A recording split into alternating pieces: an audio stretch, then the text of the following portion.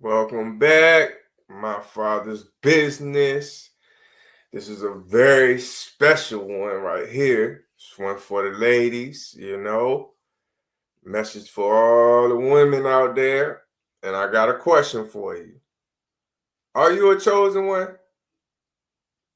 We've been talking a lot about Yahshua and true followers of Yahshua and his disciples. A lot of people will look past women when it comes to Yahshua and his disciples, right? A lot of people look past women in general and say women are not leaders, are not supposed to teach, or what have you or what not. But not me. I ain't forget y'all, ladies. And y'all are leaders. And y'all are very powerful. And I'm going to give y'all some examples. First and foremost, we got to start off with Mary. Yep. The mother of Yahshua, right? The mother of our Savior, our Messiah. She was chosen. She was chosen by Yah for a divine mission, right? To give birth to our Messiah. Praise Yah, and we thank Mary. Man, there's a lot of religions out there that they worship Mary. So we can see that, it's women that are very important. Like, let's give you some more names, right? I'm gonna give you some more names. Esther, Rahab, Deborah, Sephora, Pooh, Joel, Moses' mother, the Pharaoh's daughter, Abigail, and Ruth. And we're going to jump into some scripture, and I'm going to give y'all some examples like that. Let's start off with Rahab, right? Let's see what the scriptures say about her and Joshua. We're going to go to Joshua.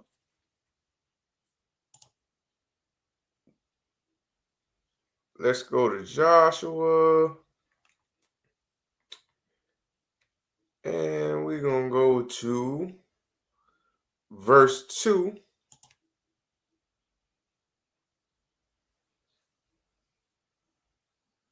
Let's go to chapter 2.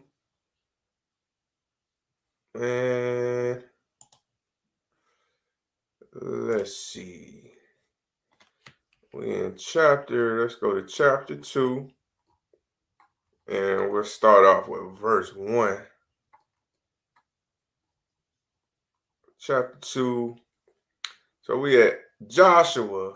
Hebrew word for Joshua is Yahshua, right? Yahshua. But we are talking about not the Messiah Yahshua. We're talking about Yahshua, son of Nun.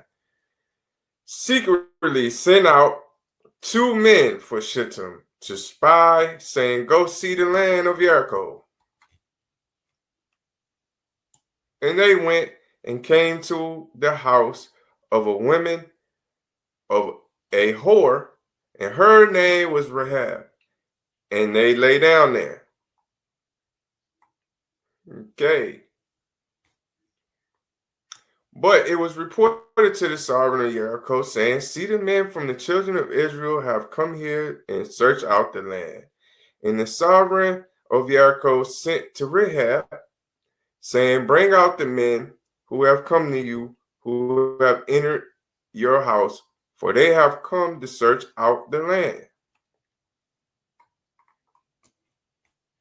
But the woman had taken the 2 men and hid them. So she said, "The men came to me, but I did not know where they were from." Then it came to be, as the gate was being shut, when it was dark, that the men went out.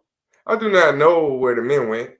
Pursue them quickly, so that you overtake them. But she had brought them up to the roof and hidden them with the stalks of the flax, which she had laid out on the roof. And the men pursued them by the way of the Jordan to the fords, and they shut the gate afterwards as soon as the pursuers had gone out. And before they lay down, she came up to them on the roof, and she said to the men, "I know that Yahweh has given you the land, and that the fear of you has fallen on us, and that all the inhabitants of the land melt away because of you.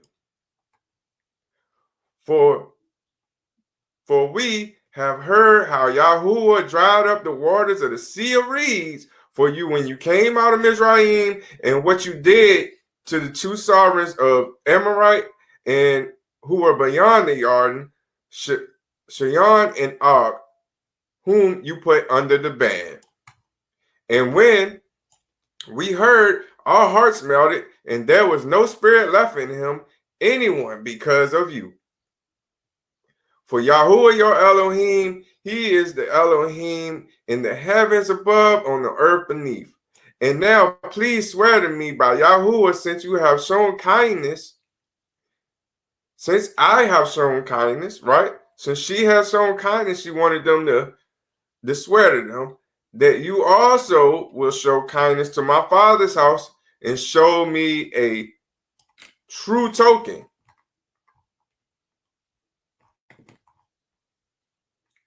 She wanted a true token, right?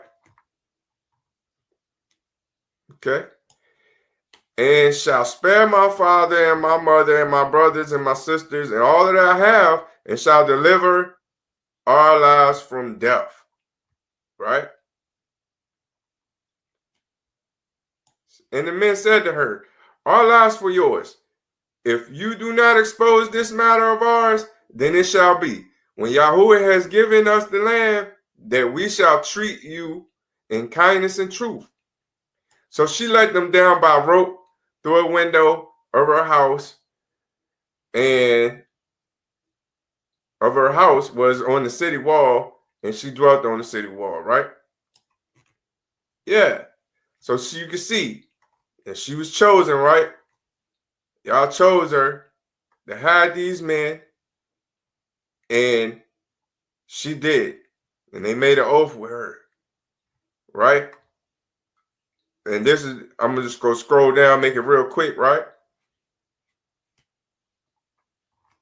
And they came back, right? They made it away. Let's go to the 6. Let's go to 6.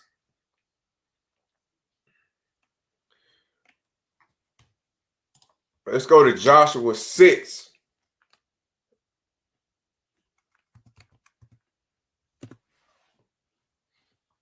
Joshua 6, 20 through 25. And see what happened when the men came back to Rahab, right? Rahab. And all the people shouted. We on Joshua 6, 20, 25.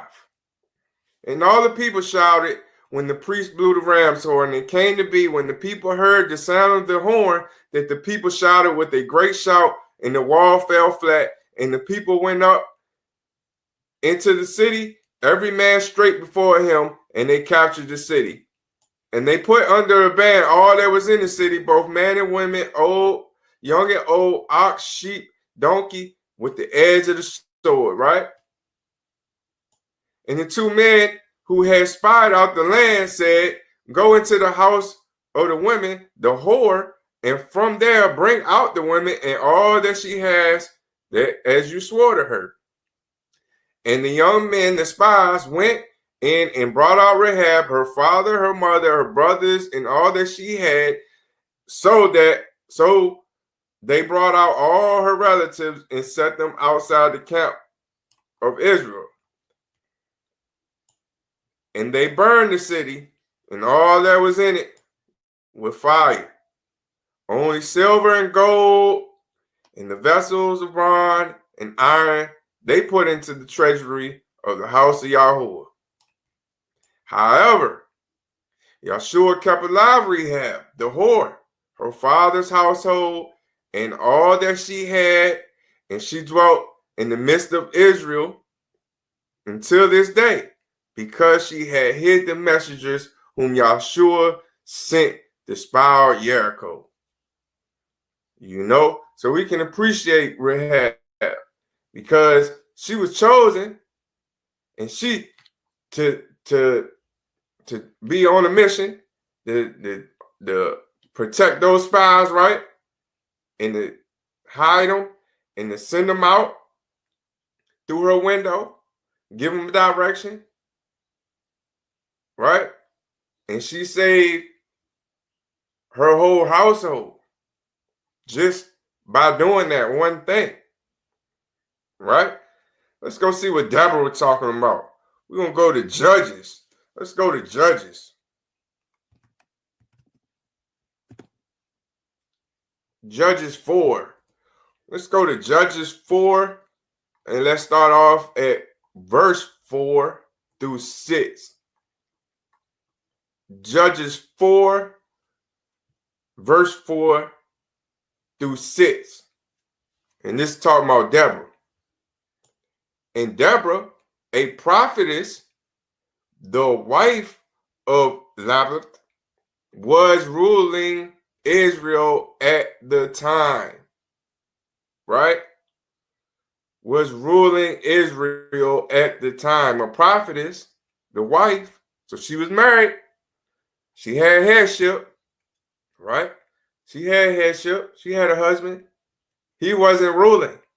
She was ruling Israel at that time, right? Let's keep going. And she was dwelling under the palm tree of Deborah between Ramah and Bethlah in the mountains of Ephraim. And the children of Israel came up to her for right ruling. So she was a judge, right? And she sent in Barak, son of Abinon, from Kodesh in Naphtali, and said to him, has not Yahuwah, your Elohim of Israel, commanded you to go?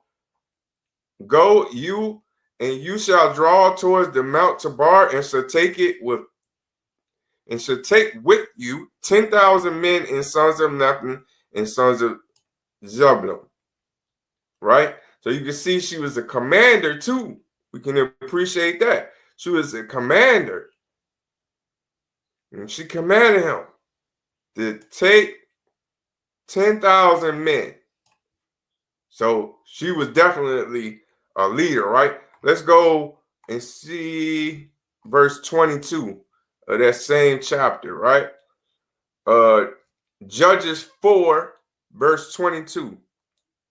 See what that say. As Barak pursued Syria, Yoel came. Okay?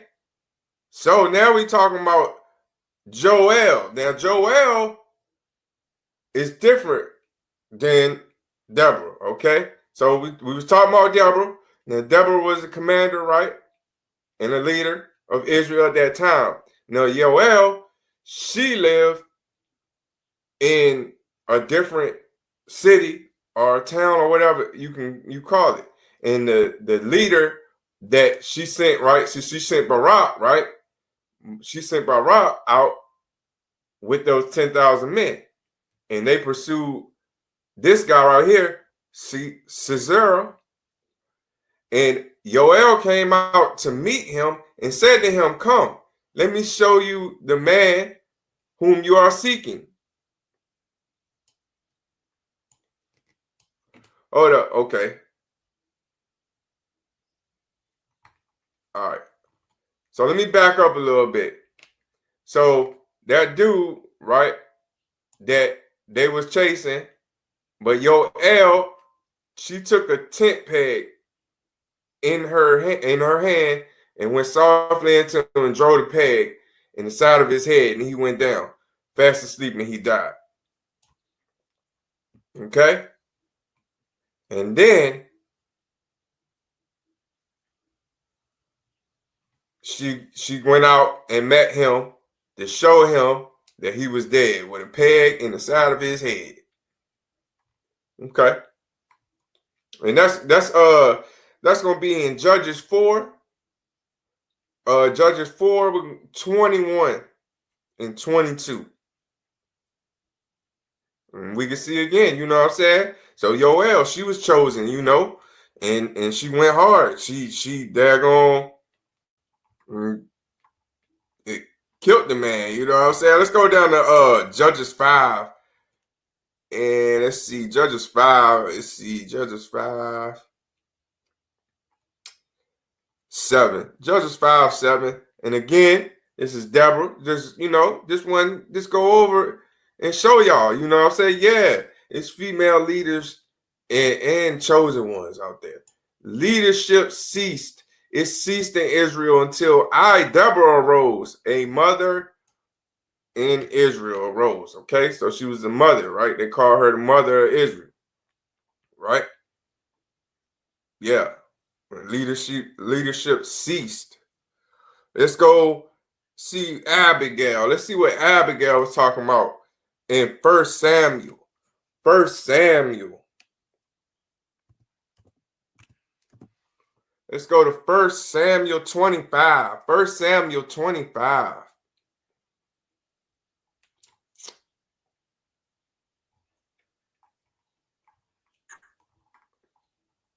First Samuel 25. Let's start off at verse 1.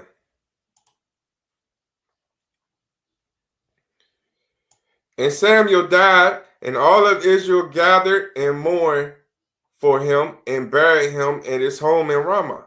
And David arose and went down into the wilderness of Paran.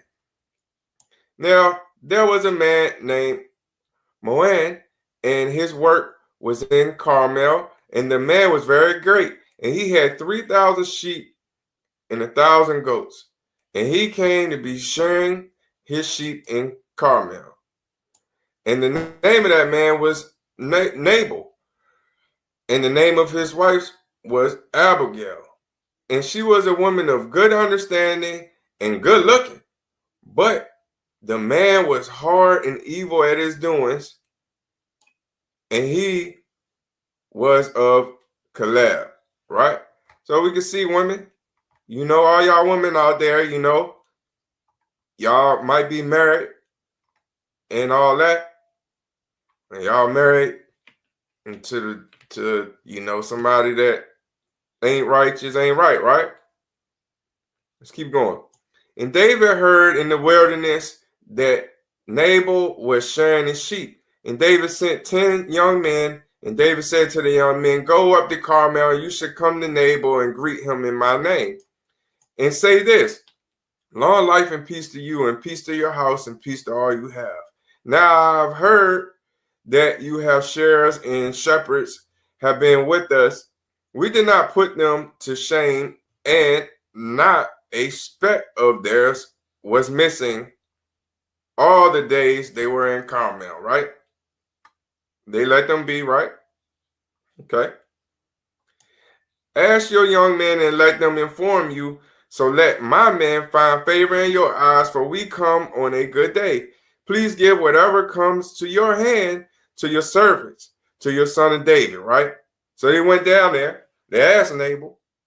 He asked them for some stuff that they needed, right? Some of them sheep or goats, whatever, animals that he had. And so let's move on. The young men of David came and spoke to Nabal according to all these words in the name of David, and waited. But Nabal answered the servants of David and said, who is David? And who is the son of Yishah? The servants who are running away from their masters have become many nowadays. Dang, he is so disrespectful, right? He's so disrespectful, not even understanding what was going on, why they was running, right? Why David was running for his life. Now he being disrespectful. Let's see what else he said. And shall I take my bread and my water and my meat that I have slaughtered for my shares and give them to men coming from who knows where? Man, totally disrespectful, right? And the young men of David turned around on their way and went back and came and reported to him all these words. Now let's see what David had to say. We all know David, he was a warrior, right? He was a soldier. You know what I'm saying? Let's go see. And David said to his men, each one guard his sword.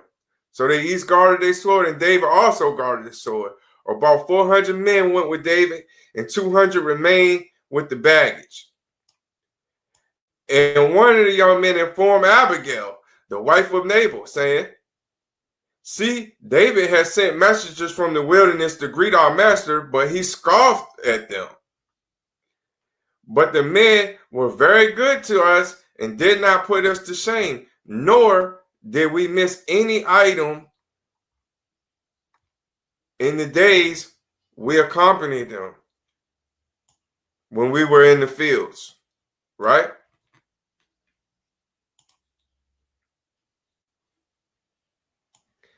They were a wall to us both by night and day, all the days we were with them, tending the sheep. And now I know, see, what you should do. For the evil has been resolved against our master and against all that he has his household, and he is too much of a son of Belial to speak to. Okay, let's keep going. Then Abigail made haste and took 200 loaves and 2 skins of wine and 5 sheep, made ready 5 measures of roasted grain, 100 clusters of raisins, 200 cakes of figs, and loaded them on the donkeys. And she said to her servants, pass over before me, see, I am coming after you. But she did not inform her husband Nabal. Now, a lot of men, they'll be like, oh, well, she ain't tell her husband, right? Well, let's keep going. Let's see. And it came to be as she rode on the donkey, and she went down and over the hill, and there was David and his men, and coming down toward her, and she met them.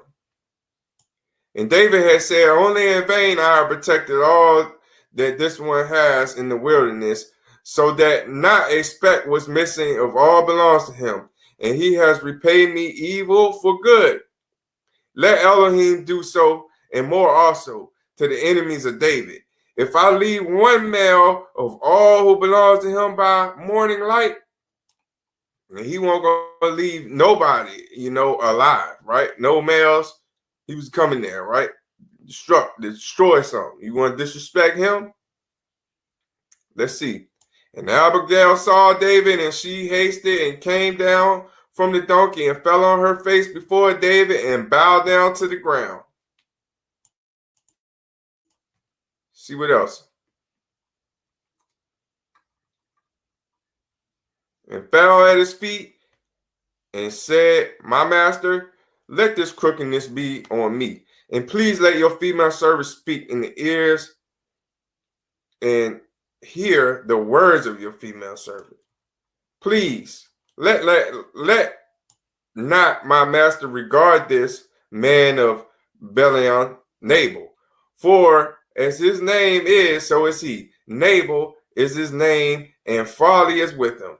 But I, your female servant, do not see the young men of my master whom you sent. So she did not see those people that David sent, right? That asked for the stuff.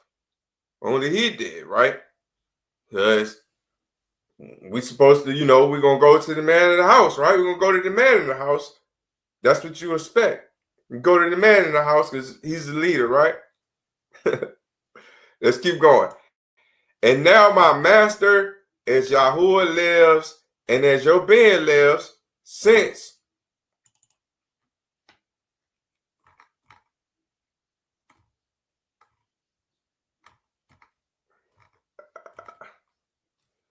Yahuwah has withheld you from coming to bloodshed and from avenging yourself with your own hand, now then, let your enemy be as Nabal, even though seeking evil against my master.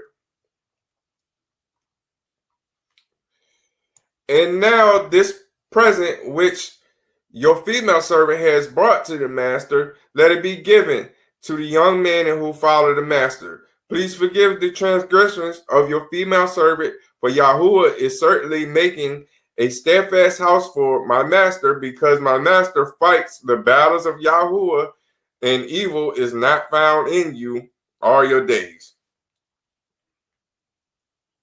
And if man rises to pursue you and seek your life, and the life of my master has been bound in the bundle of the living with Yahuwah your Elohim, then the lives of your enemies shall sling out as far as the pocket of a sling. And it shall be, when Yahuwah has done for my master according to all that is good and all that is spoken concerning you, and he has appointed you ruler over here, Israel, do not let this be staggering and stumbling of heart to my master, that you have shed blood without cause of my master and saved himself. And when Yahuwah has done good, return my master the service. Right? Just keep going. And David said to Abigail, blessed be Yahuwah Elohim of Israel, who sent you to meet me today. And blessed is your good taste, and blessed are you, because you have kept me this day from coming to bloodshed and from avenging myself my own hand. So we can see that she kept David from getting blood on his hands again, right? So that's a good thing. He don't want to kill nobody. Nevertheless, as Yahuwah Elohim of Israel lives, who has kept me back from doing evil to you? If you had not hurried and come to me, not a male would have been left to Nabal by break of day, for certain, for sure, right? So if it weren't for her, he would have been dead, and every male in that household would have been dead, right? Let's keep going. We're going to go down to 39. And David received from her hand what she had brought him, and said to her, go up in peace to your house, and see, I have listened to your voice, and have accepted your face. And Abigail went to Nabal, and he was and he was at a feast in his house, like the feast of the sovereigns, right? He had a lot of food. Right after, he done told David he couldn't have nothing, and was talking and talking shit, talking crap, you know what I'm saying, to him. And Nabal's heart was glad within him, and he was exceedingly drunk. And he was drunk. So she told him not a word, little or much, until morning light. She didn't even tell him. He drunk anyway. And it came to be in the morning, when the wine had gone, and Nabal, his wife, had told him these matters, that his heart died within him, and he became like stone. He was stuck. He was stuck. And she was like, what? Yeah. And it came to be in about 10 days that Yahuwah smote Nabal, and he died. See? And everything we do come back. Y'all came back 10 days later. He didn't want to repent. He was just stuck. Nothing. Right? And David heard that Nabal was dead, and he said, "Blessed be Yahuwah, who has pleaded the cause of my reproach from the hand of Nabal, and has kept his servant from evil. Yahuwah has returned the evil of Nabal on his own head." And David sent and spoke to Abigail to take her as a wife. And see, he done lost it. He done lost his wife. He lost his life. Then he lost his wife. Quick. Lost his life. Lost his wife. You know, that's just how it go. And you know, we got I got one more. I got Ruth. Let's talk about Ruth real quick. I do got some scriptures that I want to go over with her. Let's see, 876.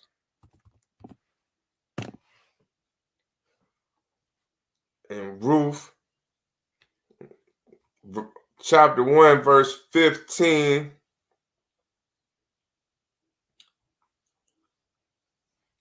15 through 17. Let's go ahead and start. And she said, "Look, your sister-in-law has gone back to her people and to her mighty ones. Go back and follow your sister-in-law." But Ruth said, "Do not urge me to leave you or to go back from following after you. For wherever you go, I'll go, and wherever you stop over, I'll stop over. Your people and your Elohim is my Elohim. Where you die, I'll die, and there I shall be buried. Yahuwah do so to me, and more also, for death itself parts you and me." Right? So Ruth clung to her mother-in-law Naomi, right? Because her husband died. She ain't had no kids. But we can see that Ruth was 878.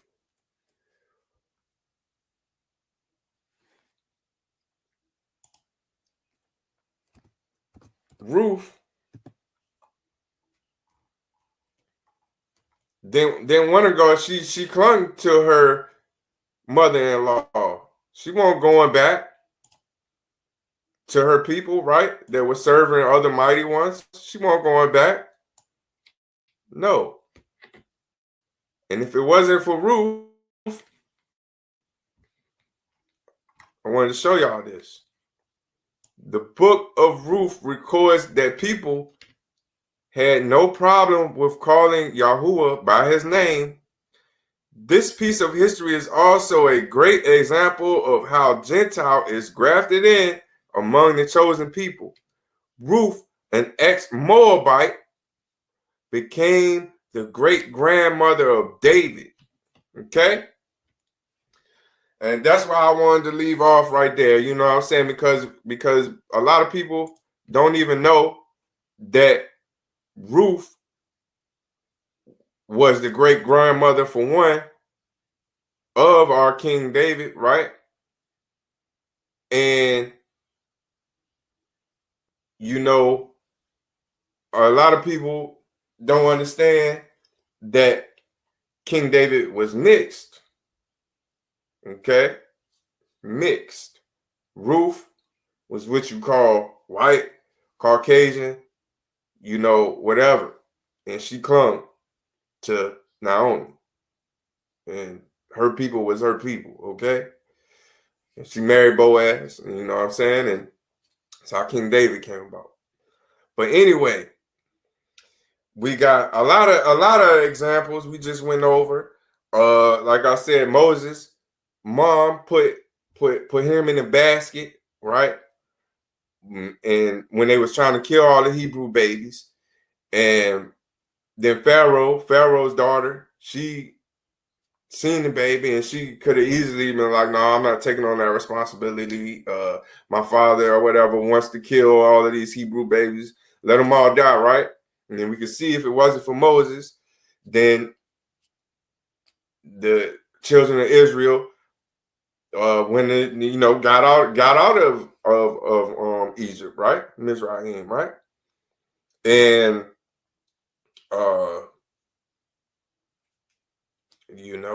but Esther is one of them. You know what I'm saying? Esther is a good example of a chosen female.